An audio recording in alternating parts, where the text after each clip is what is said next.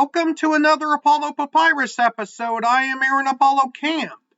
For this episode, my interview guest is the author of the American Martyr Trilogy of young adult novels, the first of which is the upcoming King Arthur-inspired novel, The Sword and the Sophomore. Prior to writing his own books, he had a ton of experience in the audiobook industry with the company Recorded Books. His name is BP Sweany, and here's my interview with BP. BP Sweany, welcome to Apollo Papyrus. Thank you very much. Thank you for having me. Feel free to introduce yourself to our listeners. Okay. My name is BP Sweany. I'm a audiobook publisher by day and aspiring young adult writer by night. I have a YA fantasy novel coming out on July 9th called The Sword and the Sophomore, which is the first book in a projected trilogy taking place in a Maryland prep school. That is it's a contemporary story that uses Arthurian fantasy as kind of a metaphor to explore everyday teenage issues. Okay, for some of our, even though most of our listeners are going to be aware of the Arthurian subgenre of fantasy, it's based on the legend of King Arthur. Correct. It takes place, although it takes place in the 21st century, its main character, our hero, Rosemary Banson, finds out that she has these unusual gifts. She's a little bit stronger, a little bit faster, a little bit tougher than your average high school student. And it turns out she is the daughter of Lancelot and Guinevere, who've been banished to a 21st century American suburb as the quote unquote ultimate punishment for their adulterous affair. So there's a little bit of tongue-in-cheek humor, a lot of tongue-in-cheek humor in the story, in that King Arthur banishes them and considers, eternity in an American suburb as a more dire punishment than death.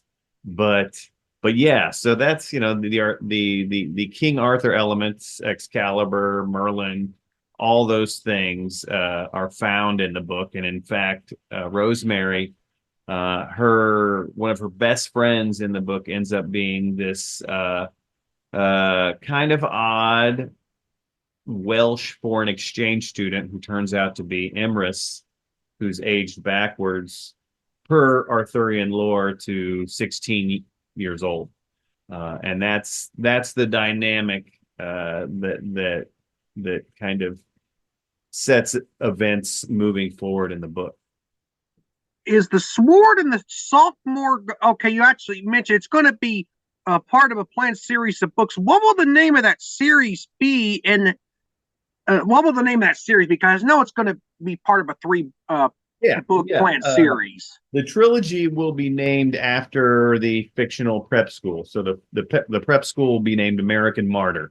So it's the American Martyr Trilogy. As I said a little bit earlier, it takes place in and around a Maryland prep school. So the Chesapeake Bay plays a big part. The setting is a big part of the story itself. And so with the first title, all the titles in the trilogy are plays on titles in the Arthurian canon. So you have The Sword and the Sophomore, which is, of course, a nod to The Sword and the Stone.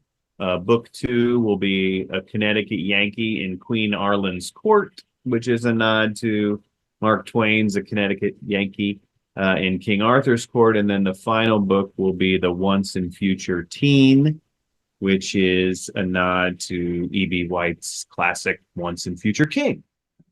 How long did it take you to write The Sword and the Sophomore? That's a good question. I mean, I kind of had the idea for this book at the end of the book tour for my first novel. I had a novel that came out that was written for an adult audience, a literary fiction novel called Buy the Ticket, Take the Ride. That was written in or published in 2016.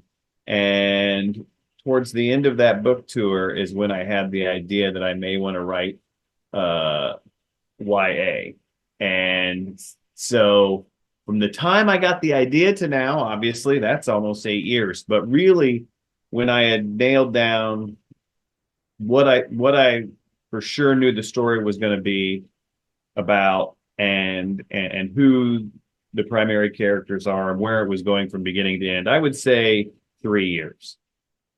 Regarding your literary fiction novel, Buy a Ticket and Take the Ride, could you tell us more about that without spoiling too much of it?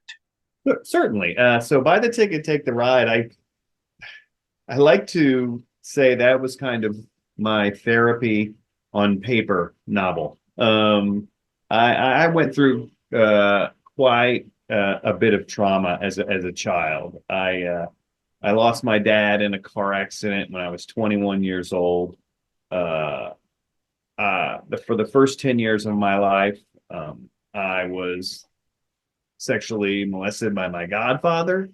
And I had a lot of those skeletons kind of banging around in my head for many, many years. And I've worked in publishing for nearly 30 years now. And I just had this idea of writing kind of a semi-autobiographical novel about this boy who learns to become a husband, a father, and ultimately a man while those things in his life are either taken away from him or else monstrous examples of what men should be. So it was really just this big kind of dense book where my editor at my publisher was Rare Bird Books.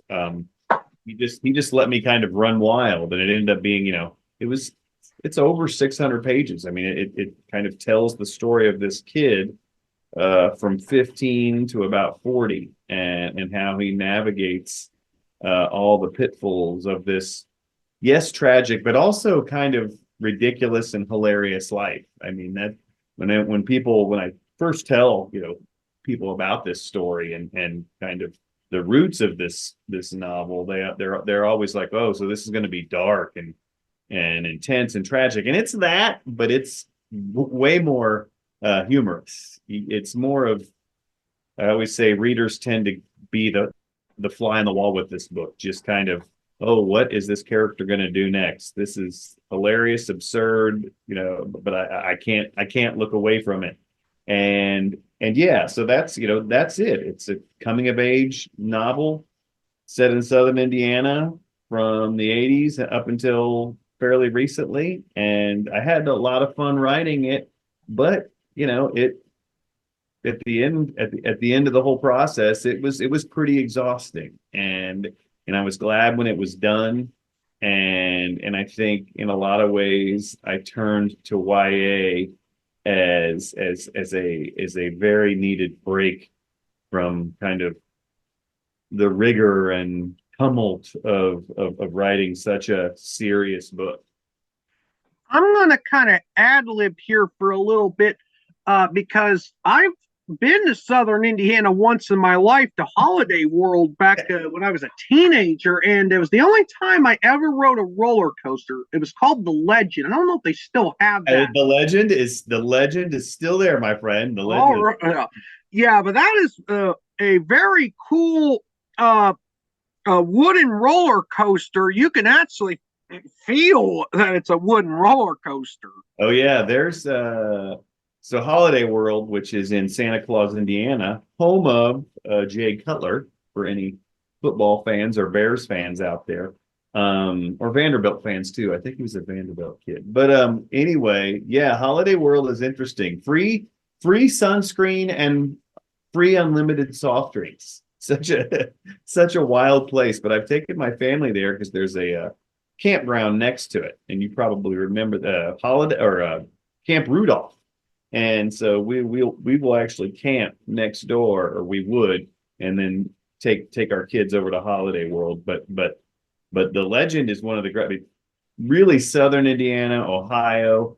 They have some legendary wooden roller coasters. The Beast over at Kings Island in Cincinnati is probably the king of all wooden roller coasters. And you alluded to it a second ago by saying you feel every splinter of that wood in your back and your and in your legs and in your neck. And that's what I like. I like coming off a roller coaster and feeling like I've been in a cage fight. I like that feeling. A lot of people don't. They like the slick new metal ones, but I'm a big fan of the wooden roller coasters.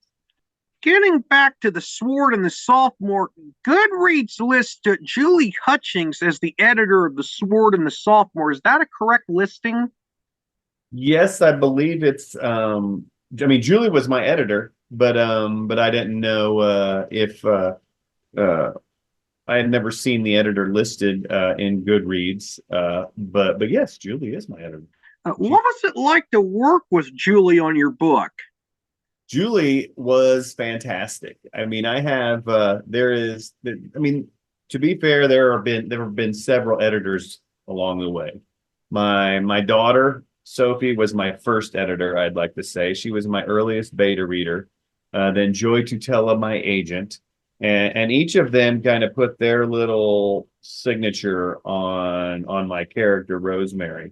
But Julie was the one who really kind of focused my voice. I think she was good at appreciating what I brought, but at the same time, kind of or not being afraid to tell me when she thought I got a scene or a situation wrong, or when Rosemary's sensibilities weren't quite accurate, because I think that's the challenge. I mean, I'm a male writer, and my protagonist is a 16-year-old girl. And when I first kind of conceived of Rosemary, I thought I had nailed her voice. And then I showed it to my daughter, and then I showed it to my agent, and then, eventually showed it to Julie. And each time I kind of got closer to Rosemary's actual voice, it had to do with bridging the gap with what I say smarm and aspirational, smarmy and aspirational. When at the very beginning, I thought Rosemary was the smartest person in the room at all times. That was my goal. She was going to always be quick with the one-liners. She was always going to be the wittiest. She was always going to be the funniest. But what I created was this person that was kind of unlikable. And that's a problem, because when you're writing and a book that's told from the perspective of a 16-year-old girl or boy, you ultimately want your teen readers to see something of themselves in that character, that you want them to aspire to be that character in some way. So they have to be likable. They have to be flawed. And that was the challenge for me, to make her funny and quick-witted and sarcastic, but also to make her likable, to make her somebody who ultimately does appreciate her mom, who does appreciate her best friends, not somebody that is quick to exploit any of those relationships, because really I think likability is at the heart of any great protagonist. Will The Sword and the Sophomore in the series it's in be self-published, traditionally published, or published via hybrid press? Traditionally published. So my publisher is Third World Studios. They're distributed by Simon and Schuster. They will be publishing me in hardcover and on the 9th of July, and then simultaneously with the hardcover and ebook will be the audiobook published by Recorded Books. and recorded books. Largest independent audiobook publisher in the world. Full disclosure, my employer since 1999. They've published the likes of Sarah Moss, Rebecca Yarros, Diana Gabaldon, Dean Koontz, Alice Walker, Dolly Parton. So I'm excited to have my worlds collide on this project. You were, as you mentioned just moments ago, you were an acquisition manager for 25 years for the audiobook company Recorded Books. You mentioned a few of the authors that your companies work with, but what was the work at Recorded Books like for you overall? Well, I mean, I've been with the companies since '99, so I wouldn't have been with them this long if it wasn't rewarding. So definitely rewarding is the short answer. The long answer would be challenging in that I go to New York pretty much once a month, and I've been doing that minus the pandemic every month for every bit of 25 years. I go and meet with editors and agents, sometimes authors, and I negotiate for the audio rights for their books. Anytime a book is sold, it has various rights: hardcover, paperback, movie rights, foreign rights, serial rights, and audio rights. And audio rights is where I come in. And it's my job to gauge a book's suitability for audio, and then I make an offer accordingly. And it's in many instances, it's kind of a give and take. The agent or editor might say, "Hey, I want you to take a chance on this new author," and I'll consider that, and then we will turn the conversation around, and I will tell them, "I want you to take a chance on Recorded Books for one of your bigger authors," and that give and take is something that's pretty much a daily part of my job, and I continue to enjoy it. But also beyond that, beyond just reading books, ascertaining suitability for audio, there's a marketing component. There's being able to, connect my authors with their audience, help them navigate the world of programmatic advertising on Amazon or micro marketing on Book Talk.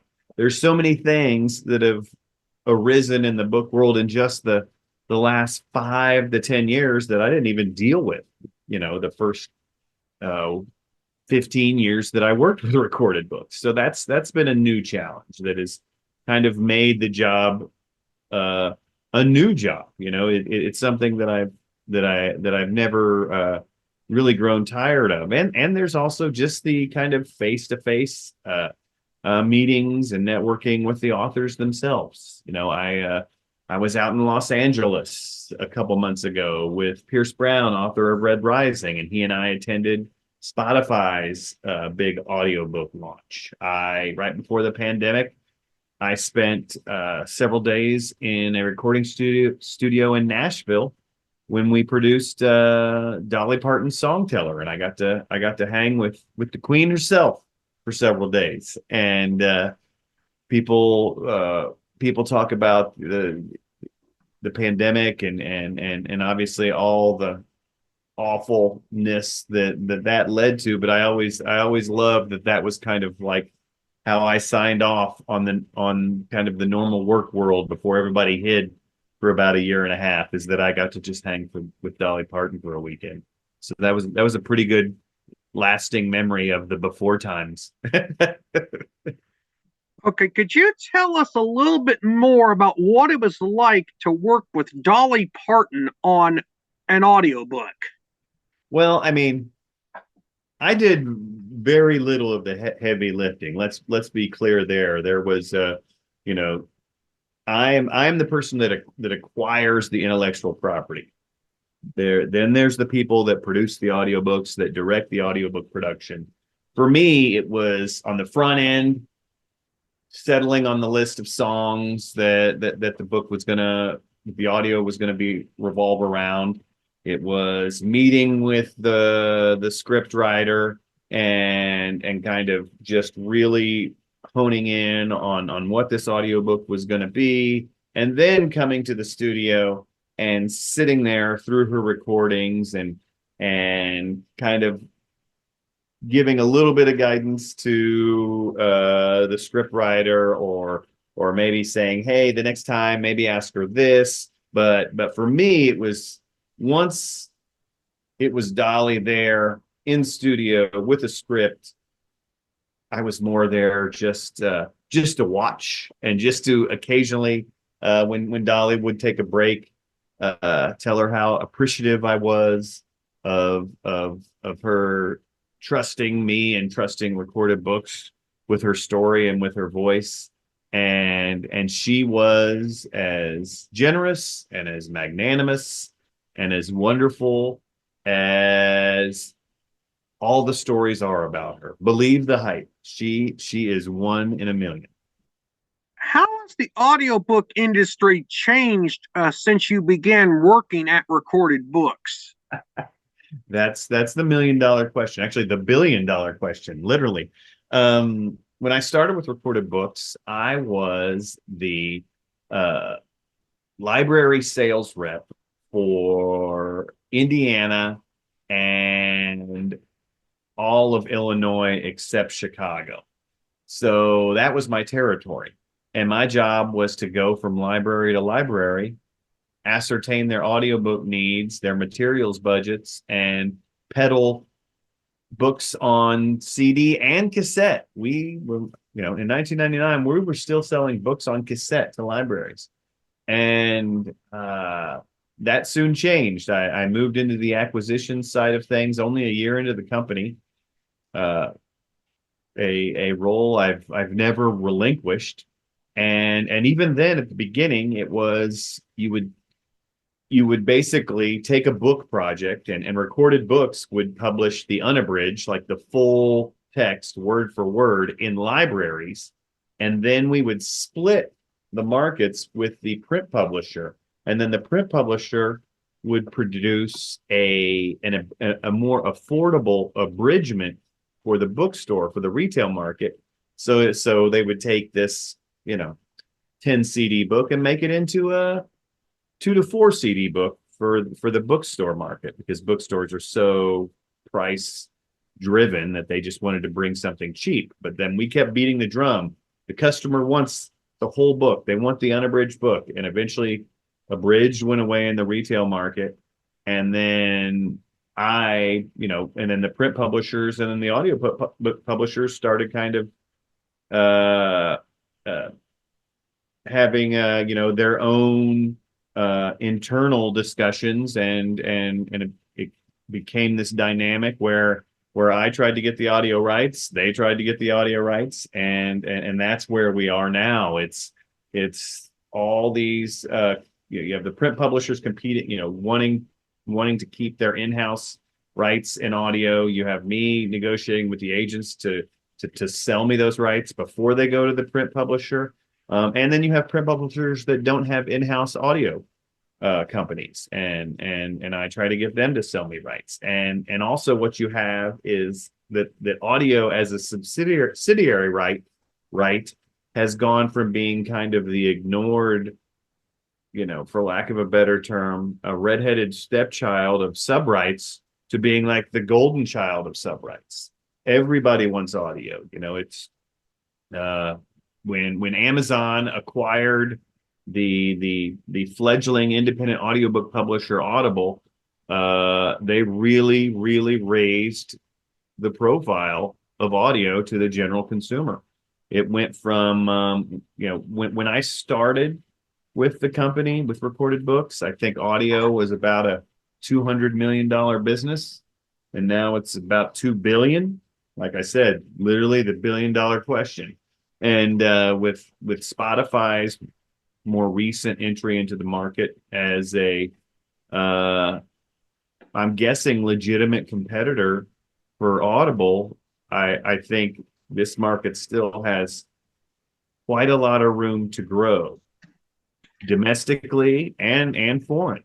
We my company, Recorded Books, is highly invested in the foreign language market. So we've got a Spanish division, German division, French division, and we're looking for more opportunities. So right now, it's just a unbelievably dynamic component of publishing. It's unbelievably dynamic subgroup in publishing within a profession that hasn't been dynamic. When you talk print book sales, when you talk ebook sales, you're talking about flat growth to no growth, whereas audiobooks double-digit growth year in, year out for the last 15 years. And like I said, I don't see that growth. It may slow a little bit, but it certainly is nowhere near plateauing. And it's good to be a part of that industry. One final question. Does an audiobook have to have an available text format, whether it be paperback, hardcover, and or ebook, to be considered a valid audiobook? Oh, no, not by any means. I mean, it helps. It helps. From a marketing standpoint, from a metadata standpoint for any tech geeks or publishing geeks out there, if you can have a print book and an ebook to draft off of, that always helps you in the sales department. But there are certainly, and again, this market's been driven largely by Audible. There are audio originals up and down the audible.com. You go there and they have tons of them. Again, minus an ebook or print book, it's sometimes hard to get a foothold in the market, to get noticed. Visibility is always a problem for audio originals. But if you can find somebody that brings with them their own platform, then you have something. You have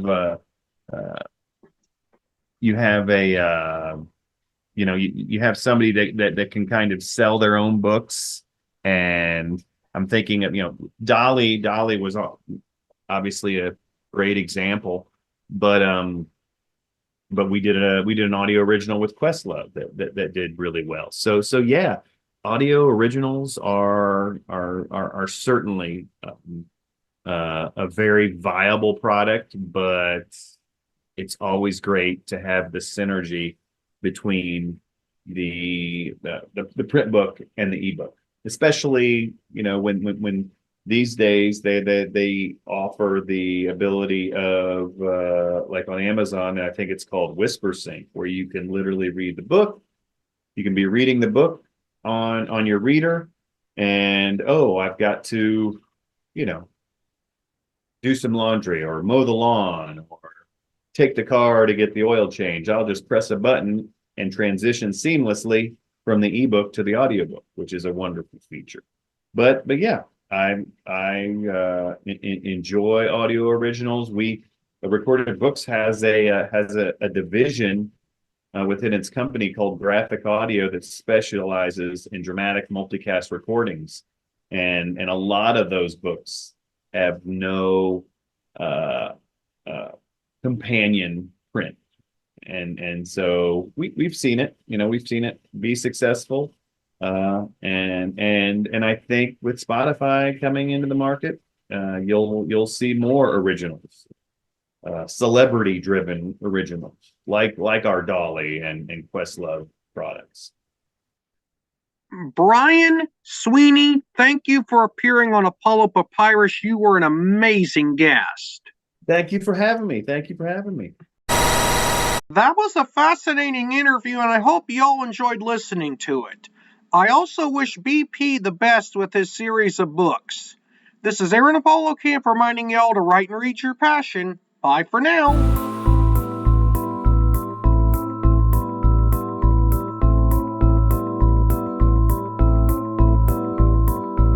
Remember Remember to subscribe to the Apollo Papyrus YouTube channel at www.youtube.com/@ApolloPapyrus and the Apollo Papyrus Substack newsletter at apollopapyrus.substack.com. Y'all can visit the Apollo Papyrus website at campaaronapollo.witsite.com/Apollo Papyrus and follow Apollo Papyrus on Threads, Instagram, Facebook, and Tumblr at Apollo Papyrus. Copyright 2024, Aaron Apollo Camp, all rights reserved. This podcast episode is intended for the private listening of our audience. Any reuse or retransmission of this episode without the express written consent of the podcast host is prohibited, except under fair use guidelines. Royalty-free music and sound effects obtained from https://www.zapsplat.com.